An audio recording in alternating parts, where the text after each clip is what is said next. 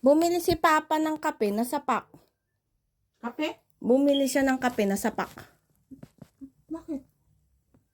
Bumili nga si Papa ng kape na sapak. Ano ibig sabihin? Nasapak si Papa? Ngayon, Bumili nga ng kape na sapak. nasapak siyang ganon. Kailan dahil lang? Ngayon po, bumili siyang kape kanina.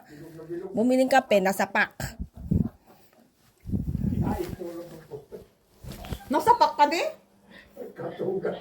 Katugat. Ayun, may kausap na sa baba. Si...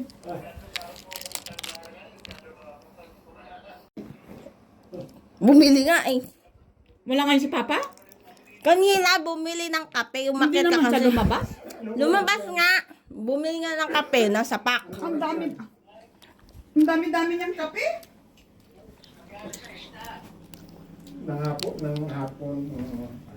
Bakit nasapak ka? Ha? Nasapak ka? Bumili ng kape na sapak. Bumili.